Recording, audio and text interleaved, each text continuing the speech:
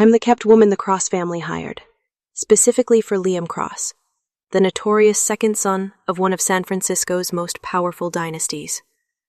On paper, it sounds glamorous. In reality, I'm just a highly paid emotional babysitter. Use love to keep him on a leash. Use tenderness to keep him from racing, fighting, or wasting nights at the Velvet Room. It worked. Liam behaved. I got paid, once from him, and a bigger check from his older brother, Nathan Cross, the cold CEO who secretly hired me to keep Liam from self-destructing. Everything stayed smooth, until one night. I clung to Liam's arm, eyes wet. Liam, please don't race tonight. I'm scared. Neon lights cut across his face, all sin and starlight. He exhaled smoke. Relax, baby. Your man's got this. My gut whispered, this night will end badly. Then I saw the race's prize. A girl in a long white dress, hair tumbling over her shoulders, lips red as cherries. She stood under the lights like a fallen star. Great. There goes my paycheck. With a sigh, I texted Nathan Cross. Resignation notice. Your kept bird just got replaced. In San Francisco's elite circles, Liam Cross meant trouble. His reputation could fill a police report. Street racing down Ocean Avenue at 3 a.m., sending a rival's car spinning, breaking a Linton heir's jaw so badly the guy spent 3 months in a private hospital. And women? He made tabloid headlines weekly. Heiresses fighting, crying, and demanding justice at the Cross estate. The result? Cross Industries' stock rose and fell as wildly as Liam's temper. So his brother, Nathan Cross, the cold, methodical CEO, decided to hire me. When I first met Nathan, I saw why people called him the Ice King. His office top floor, glass walls, silent. He sat behind a polished mahogany desk, gaze razor sharp. This is the girl I mentioned, sir, the standout from the Velvet Room, his assistant said. Nathan didn't respond immediately. He simply signed a check and slid it forward. I glanced at the number and gave a small laugh. What's this, Mr. Cross? A purchase order? A contract, the assistant corrected. Miss Hart will be taking care of the second son. Then came the list. Liam liked long dark hair, white dresses. Soft women, no sharp edges.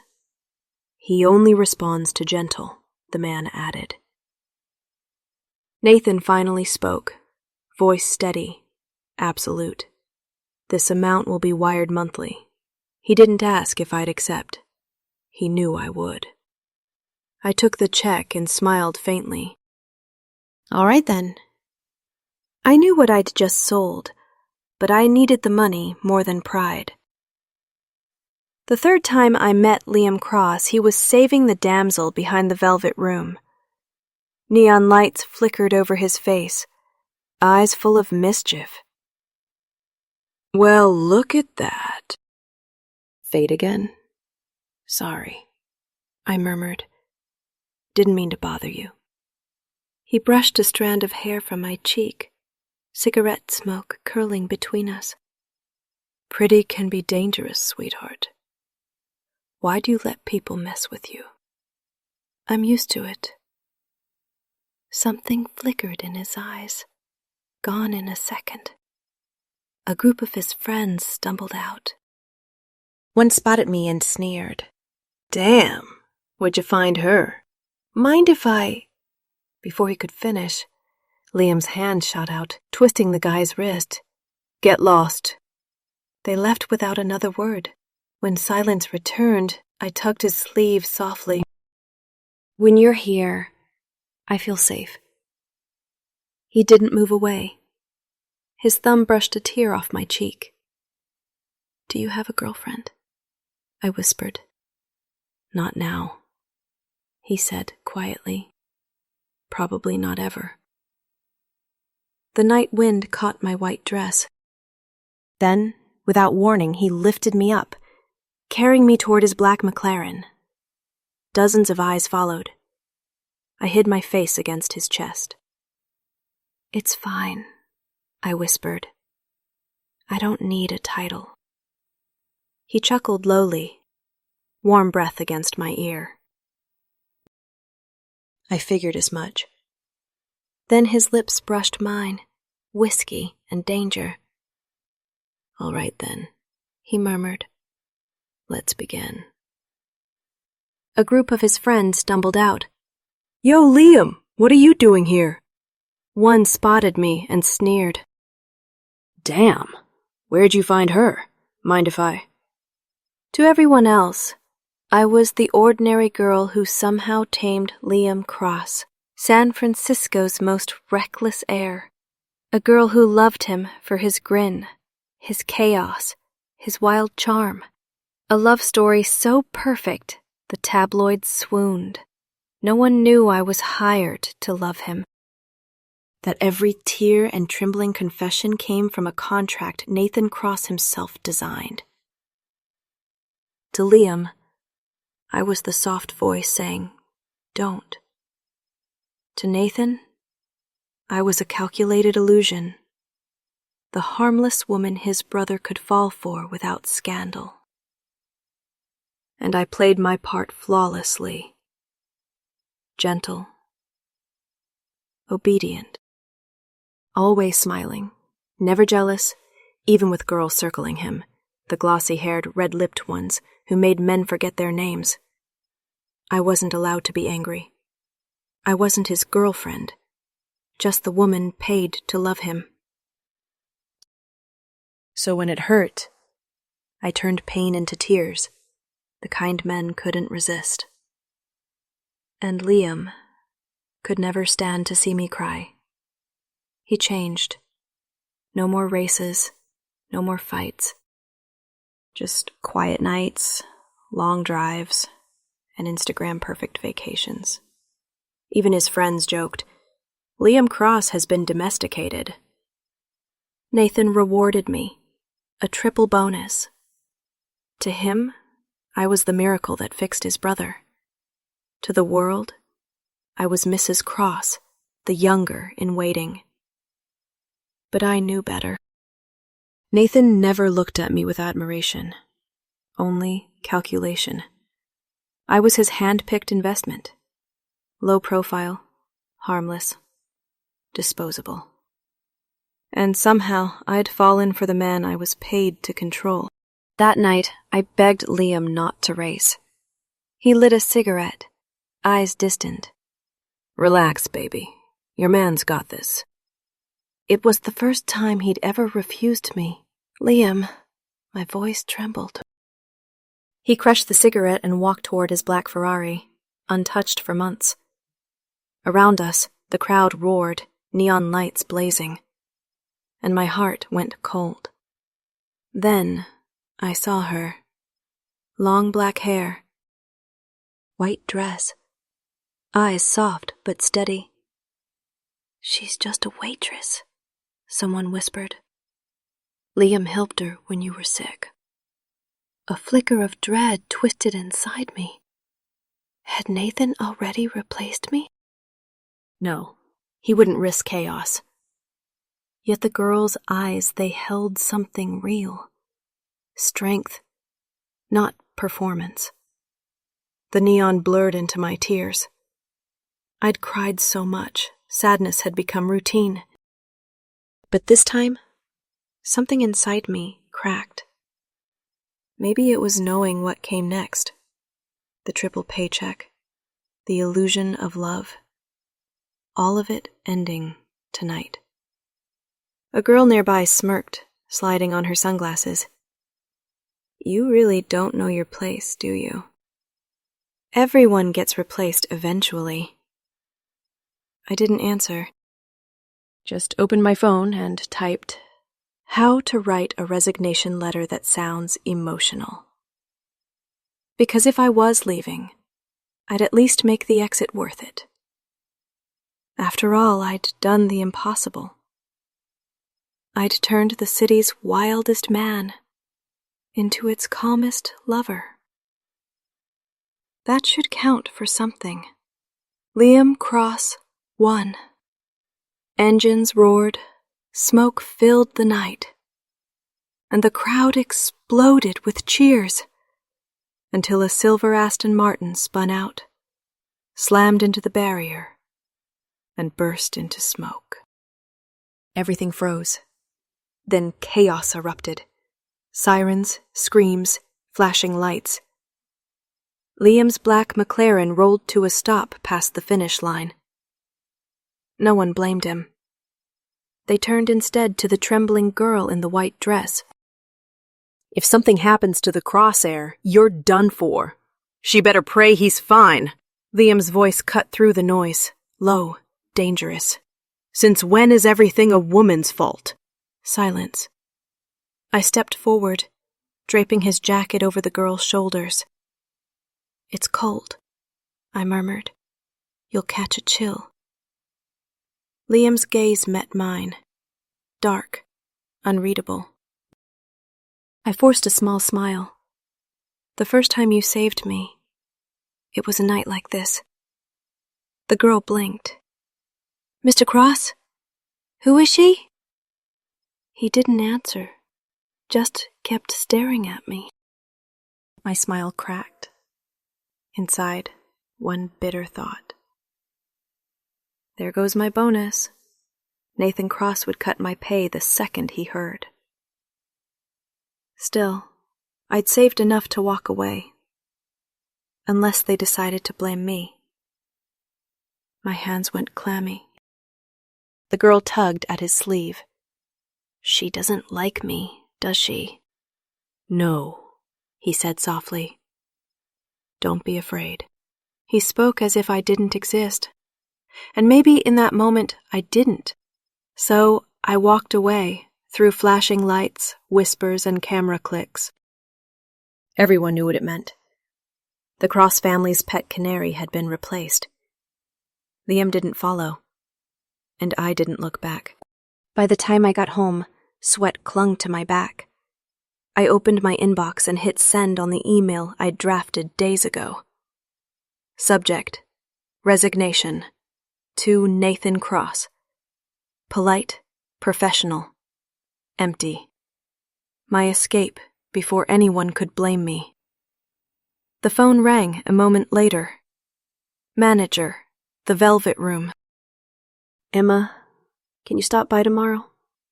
You left some things in your locker. Sure, I said quietly. That night, I returned to my tiny North Beach apartment, the one bought with my bonuses. For the first time in months, I wasn't pretending. No makeup. No heels, no mask. Just me. Morning came slow. I threw on a t-shirt, denim shorts, and flip-flops. Freedom looked messy, but it felt good. At the Velvet Room, the manager led me to my old locker. Thanks, I smiled faintly, zipping the small bag shut. Then a voice cut through the air, low, lazy, unmistakable. This the place? I froze. Her voice followed, soft and careful. Yes. Then laughter male, sharp, amused. Damn, Liam, you're a real gentleman. Coming here yourself? My pulse spiked. I didn't need to turn around. Liam Cross. Get everyone who worked with her, he ordered. I yanked up my mask, head down, sliding toward the side hall. Maybe in flip-flops and messy hair, he wouldn't recognize me. Miss Hart, someone called. Shit. The manager stepped in fast, Who? Never heard that name. Gentlemen, this way to the VIP room. Relief hit, then vanished. A cold hand gripped my wrist. Look at me, Liam said, voice low, dangerous. Take the mask off. I froze, heart pounding. The air between us thickened. Then, Liam, my stomach hurts. The girl in white. He hesitated. Then his hand dropped, voice instantly soft. Let's go. As noise filled the room again, I slipped out, trembling. In the taxi, my hands wouldn't stop shaking. His cedar scent no longer lingered, only something faintly floral, orchid. The kind of scent that stays on skin after two people have held each other for too long. My life became painfully simple. Eat, sleep, game, movies, repeat. It wasn't boredom. It was freedom. For once, I didn't have to perform. No smiles on cue, no dresses I didn't choose. When I was with Liam Cross, even breathing had to look pretty. He liked women who looked soft and perfect. White dresses, French wine, heels that hurt, smiles that never cracked. But that wasn't me. I liked t-shirts, instant noodles, and saying what I meant. Liam would never love that version. He loved the illusion Nathan Cross had paid me to be. So these quiet days felt like heaven. No pretense, no brand to maintain. Until my phone buzzed with a headline that stole my breath. Heir to the Dew family critically injured in suspected illegal street race with Liam Cross. Thousands of comments flooded the screen. Rich boy disaster. When will Cross Industries take responsibility? Throw him in jail. The Dew family had only one son, Evan Dew, their miracle heir. Now, one reckless race had turned two dynasties into enemies overnight. I stared at the screen, a bitter taste in my mouth. Somewhere, Nathan Cross was already calculating damage control. Then came the knock. Two men in suits waited in my lobby. Miss Hart, Mr. Cross would like to see you. Just like that, I was dragged back into the lion's den, Cross Industries headquarters.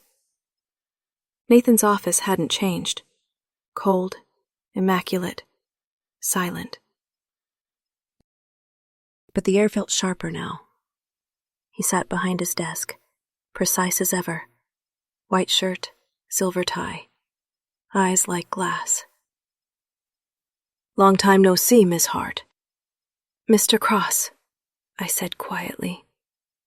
No secretary, no witnesses, just tension. He tapped his pen once. I recall you made me a promise. I forced a small smile. Liam has someone else now. If he wants to ruin himself for her, I can't stop him. Nathan didn't respond, just watched. I swallowed. Maybe you should find someone new. She clearly has his attention. His mouth twitched, not quite a smile. Not everyone can be bought, Miss Hart. The words landed harder than I expected. He'd tried to recruit the new girl. She refused, of course. She wasn't like me, manageable, replaceable. I steadied my voice. Then why am I here? Evan Dew personally requested you as his caretaker. I froze. Me?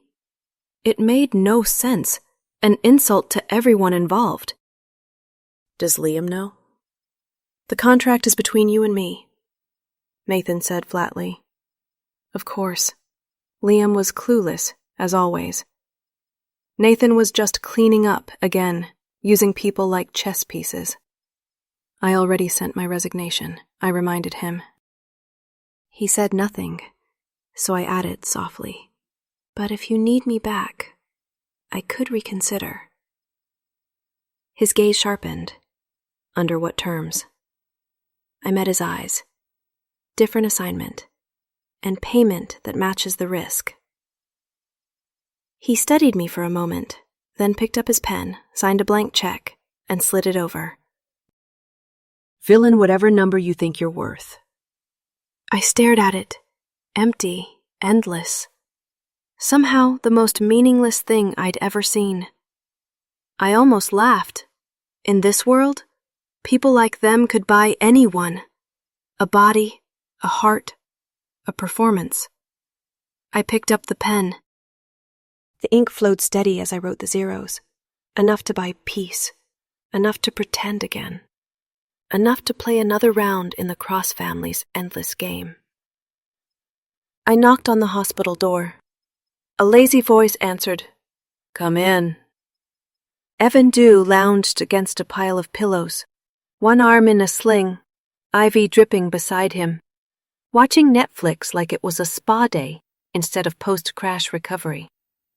Aside from pale lips and tired eyes, he looked fine. I'd heard about him before, rich, reckless, and charming enough to make chaos look expensive. Putting on my polite smile, I said, "Mr. Dew, tell me what you need. I'm here to help." He looked me over, smirking. I thought you'd be begging to go home. I exhaled evenly. You got hurt because of Liam. Helping you feels fair. He didn't believe me, but he enjoyed the act. Then lazily, "It's hot. Help me take this off."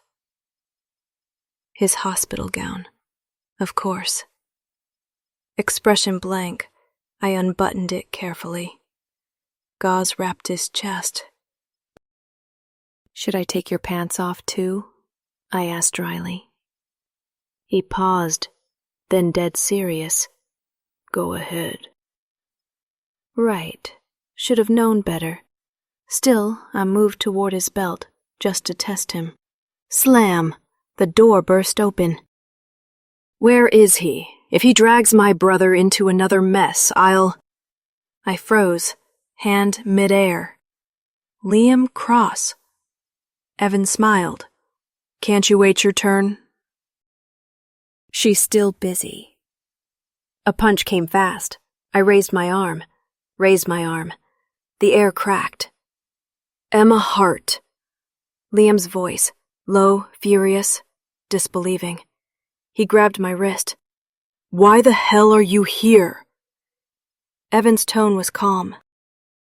Kind of obvious, isn't it? Shut up, Liam snapped, yanking my chin up. Emma, why? I couldn't exactly say your brother paid me. Evan was hurt because of you. I thought I should help. Exactly, Evan said smoothly. We get along fine. Liam's jaw tightened. Get along? She disappears for days and this? Don't be rough, Evan murmured. Liam lunged, fist gripping Evan's gown. Stay out of this. Evan only smiled, infuriatingly calm. A friend near the door tried to defuse it. She's testing him, man, seeing if he still cares. Liam turned to me. That true? Maybe, I said weakly. He laughed without humor. Then come with me. No, Evan echoed. No. Liam barked. What is this, a game? I could feel the whole room watching, so I did what I did best. Cried.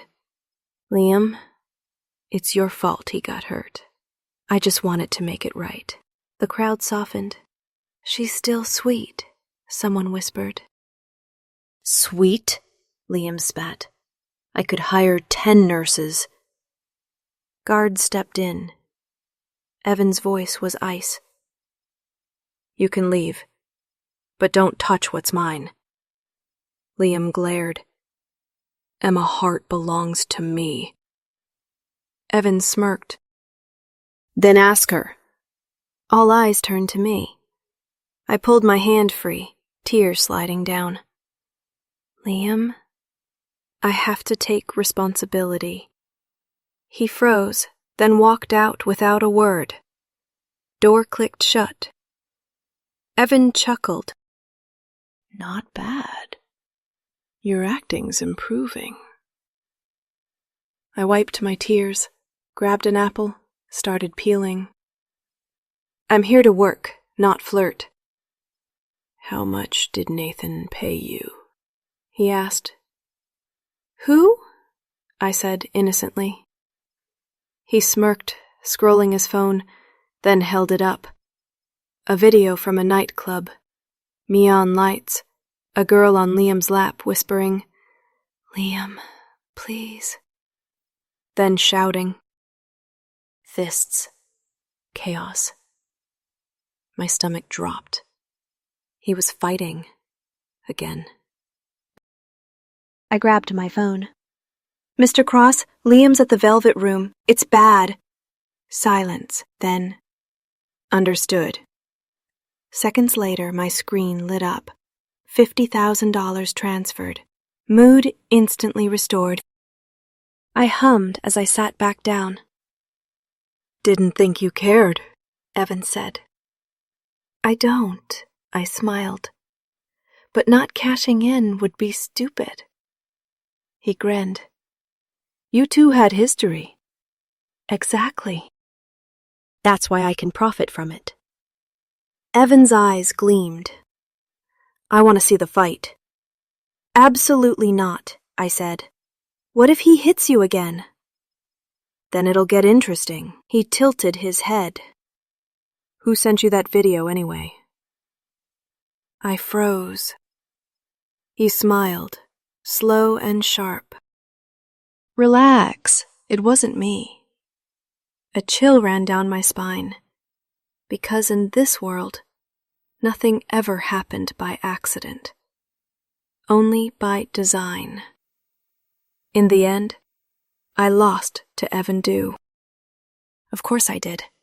I'd always been the perfect employee. Rule 1, the boss is always right.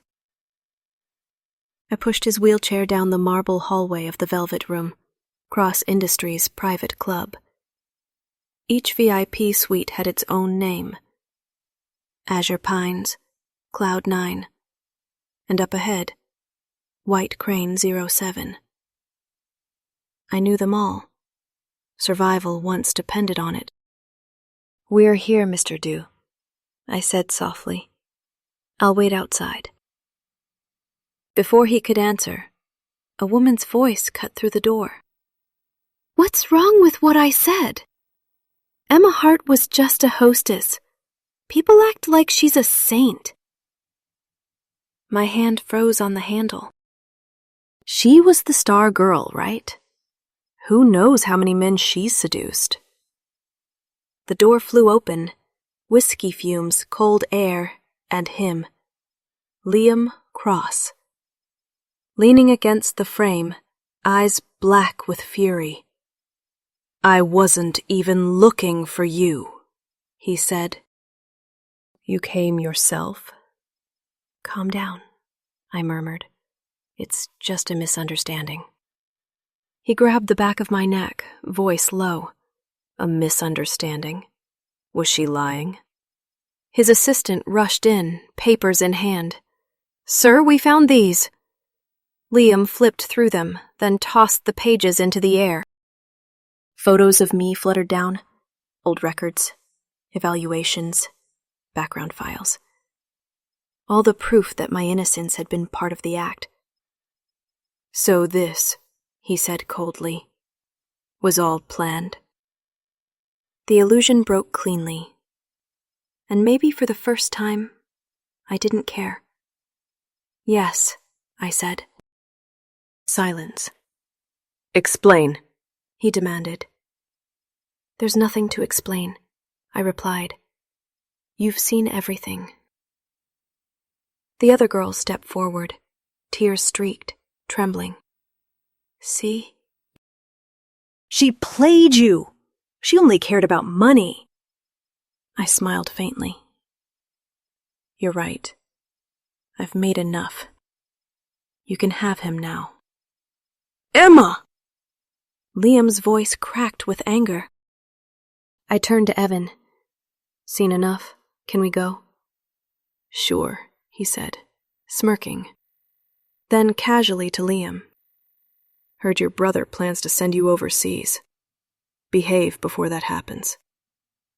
Liam's fury flared. I didn't wait. I pushed Evan's wheelchair fast down the corridor. Why keep provoking him? I hissed. You're half broken. Half broken? He repeated dryly. I pointed at his sling. Please, even I could take you down twice. He blinked, speechless. I kept talking, mostly to distract us. You raced for that girl, didn't you? But now they've fallen out. Perfect chance for you to swoop in. You think I raced for her? He asked. Don't repeat me, I shot back. Play the pity card. Make her feel responsible. He gave a low laugh. You think women like pathetic men? Sure, I shrugged. Love's just pity and heels. Treat someone like a lost puppy long enough, and you'll keep it. You see Liam as a puppy, then? That one caught me. More like a devil, I muttered. We fell silent. Took the service elevator, no cameras, no witnesses, straight to the back exit. Halfway through, I stopped by the water cooler. Rest. I'll call your driver. My phone buzzed. A message from an unknown number. White Crane, 07. The mic is still on. My heart skipped. A red light blinked faintly on the ceiling. Of course, nothing in this place was ever private. Let's head back to the hospital, I said evenly. Evan rested his arm on the chair. Tell me, Emma, did you want me to make a move so you could bow out, or so Liam would explode? I smiled thinly. Either works, your choice. He studied me, then laughed quietly. Got it. We rolled into the cool night air. I instinctively pulled his jacket tighter around his shoulders. My phone buzzed again. Transfer received. Additional compensation. Didn't need to check the sender. Cross Industries always paid on time. As the elevator doors slid shut behind us, I caught my reflection in the dark glass and thought, in this world, there's no such thing as coincidence. Only moves. And I had just made mine. Compared to Liam Cross, Evan Dew was a vacation. He didn't demand attention, didn't crave flattery, didn't care if I spoke or stayed silent. My job was laughably easy. Change his bandages, hand him meds, smile politely, disappear. He hated being fussed over, so I had time. Time for coffee, gossip, breathing. A rare kind of peace, in a life built on pretending. My phone buzzed. Nathan Cross. Are you with Evan Dew right now? I bit into cake. No, Mr. Cross. Just at the cafe. Thought I'd grab him something sweet later. He gave a low chuckle. He's eating sweets now? Eats plenty. Appetite's great. Recovery's perfect. Pay raise, I thought. Then his tone hardened. You can stop taking care of him. Come to my office. Now. My stomach dropped. Yes, sir. Still, manners were free. On the way out, I stopped by Evan's room. Inside, I heard a stranger's voice, mocking. "What's the point of all this rapping? You're fine. If something's broken, throw money at it. Liam does." Evan said nothing. "That girl, Emma Hart, she's soft. Scare her a little, she'll fold." Evan's voice came low. "Soft, huh? Don't take it too far," the man warned. "Remember Liam, still refuses to marry, drives everyone crazy." I left the pastries by the door and walked away. So the rumors were right. Evan's injuries weren't real. Nathan must have known too. But one word stuck in my head. Marriage. Liam's marriage. Of course. Nathan wasn't calling to scold me. He wanted me to manage Liam again, play the muse, one last time, and get paid for it. God, I loved rich men. Complicated, proud, and always solving emotions with cash. Nathan's office gleamed with glass and skyline. I walked in, smiling. "Good afternoon, Mr. Cross." Handsome, generous, and clearly. The words died. Liam was there. Head bowed, eyes dark, hands clenched. "You never loved me." His voice was raw, wrecked. I turned toward Nathan helplessly. "Mr. Cross, maybe you could—" He stayed silent. Liam's hand slammed the coffee mug to the floor. Glass shattered. Blood streaked down his palm. "You sent her to me," he snarled. "Was I just your pawn?" Nathan didn't flinch. "You seemed happy enough." "Happy?" Liam laughed bitterly. "Everything was fake, wasn't it?" Every smile, every damn word. His voice cracked. "You can't get mad when you don't care." "Enough," Nathan said calmly. "Now it's clear. Go get married. Mom and Dad are tired of waiting." Liam turned, eyes like storm clouds. "You too? Another business deal?" Then he looked at me. "What do you think, Emma? Should I do it?" It's not a bad idea." The air turned to ice. Maybe not, I corrected quickly. "Your girlfriend might mind." Nathan was a glacier. Liam was wildfire. And I was the idiot trapped between them, burning and freezing at once. I sighed. "So should I go back to Evan then?" "No need," Nathan said curtly. "Perfect," I said. "Then we're done here." I reached for the door. "Don't go." The voice stopped me cold, low, rough. "Breaking." I turned slightly. Through the crack of the half-open door, Liam's eyes met mine. Fierce, raw, unbearably human. His lips moved again, barely a whisper. "Don't go, Emma." The door clicked shut. And for the first time in months, my heart didn't feel like armor. It stuttered. Not from fear, but something dangerously close to regret. Rumors travel faster than truth. Within days, Newcrest City was buzzing with one story. Emma Hart cheated on Liam Cross. Old clients called. Former rivals texted. "You've got guts.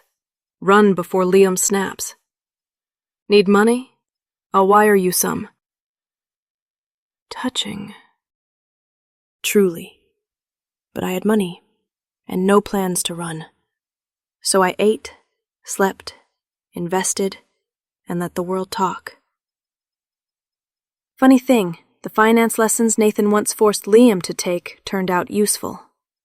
Liam had slept through them. I hadn't. Now, while the city gossiped, I was in a real seminar. Cross Foundation, advanced investment course. And guess who stood at the front of the room? Nathan Cross. Not some gray professor, but the same man whose check had bought my obedience. Crisp shirt, black pen, voice like steel. I tried to disappear into the back row, mask half up, but his lecture, all about liquidity and discipline, had me sitting straighter. When it ended, a familiar voice came from behind. "Class that good?" You were hanging on every word. I turned.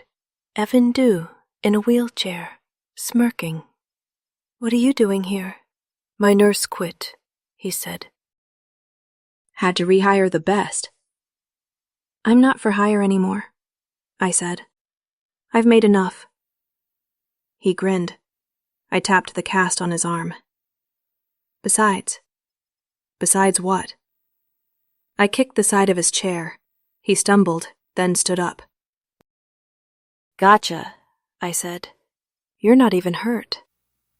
Right then, another voice cut in. "Quite the reunion." Nathan Cross. Calm, unreadable.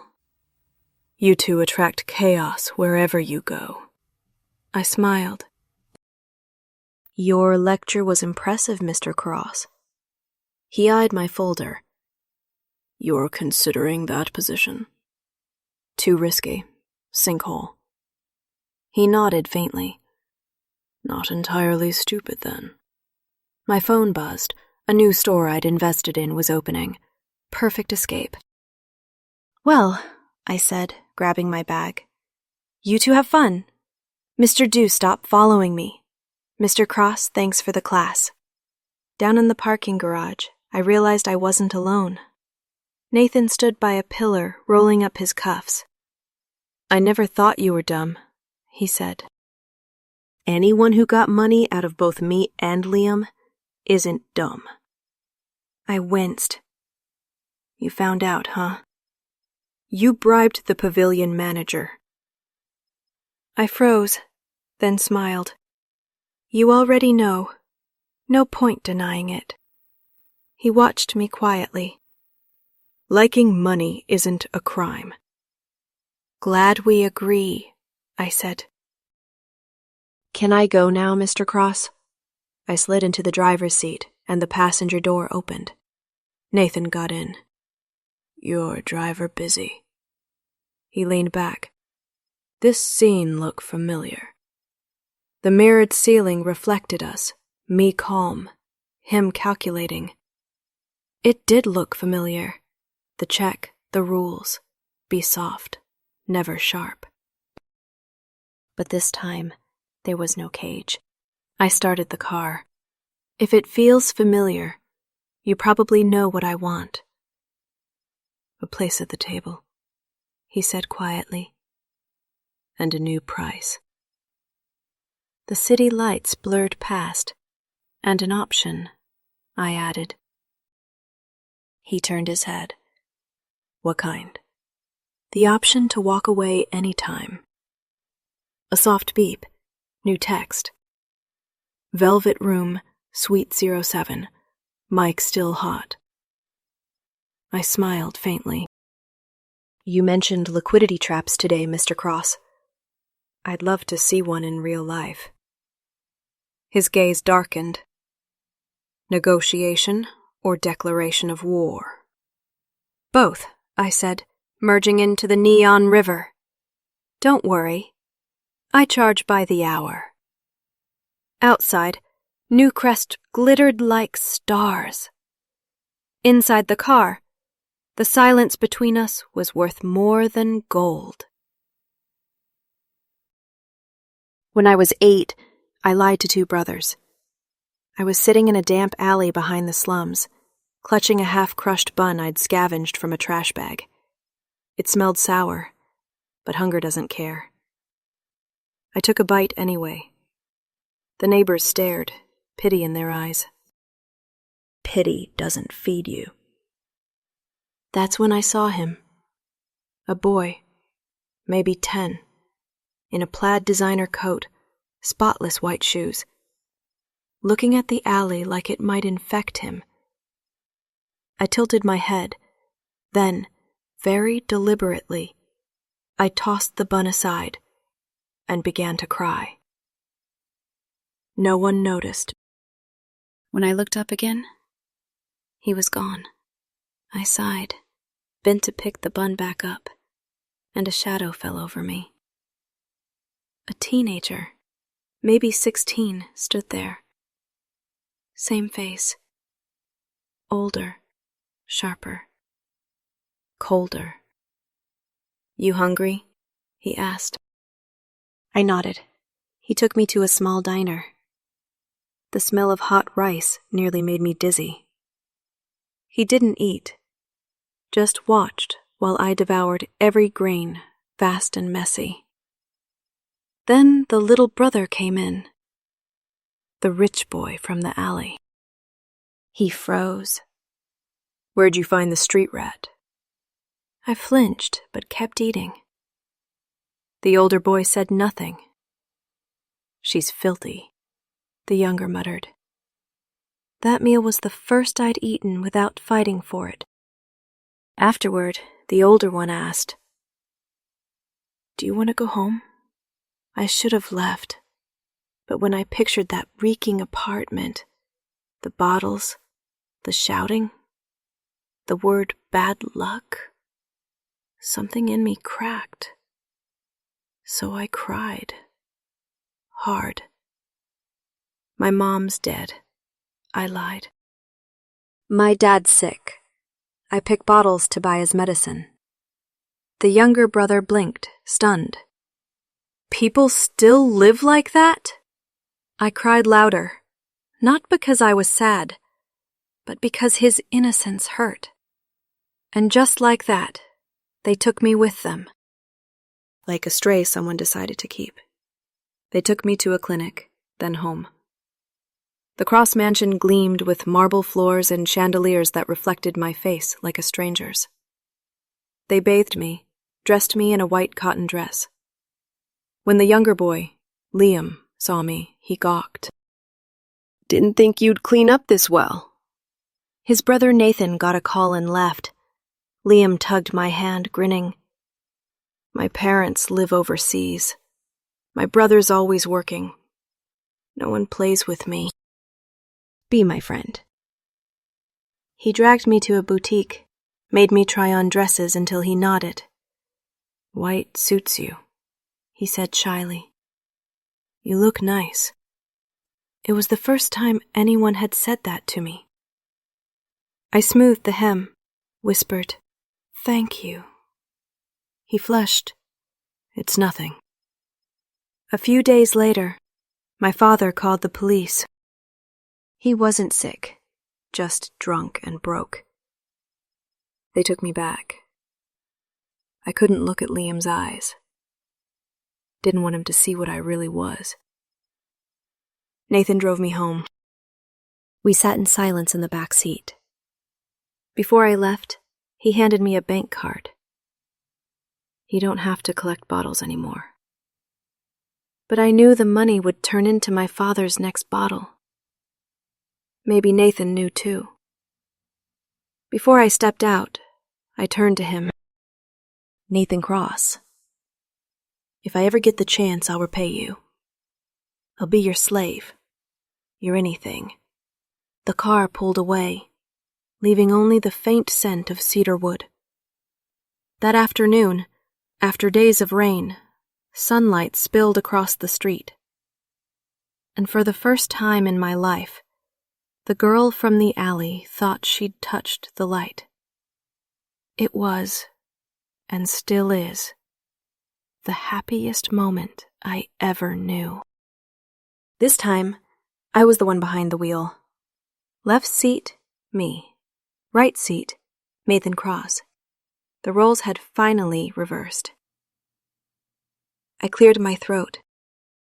I kept my word, you know. From 8 years old to now, I'd been his workhorse, debt paid in full. "Your father?" Nathan asked quietly. "Dead," I said flatly. He nodded. No pity. No surprise. My phone lit up. Liam Cross. I stared at it, then hit decline. Anyway, thanks, I murmured. He made a low sound, not quite an answer. Then, casually, not inviting me in for a drink? I hesitated. I could use his brain, sharper than mine, and too expensive to hire. Sure, why not? My apartment sat high above downtown Newcrest. All glass, quiet light. 28 floors of peace. The elevator opened, and there he was. Liam Cross. We froze.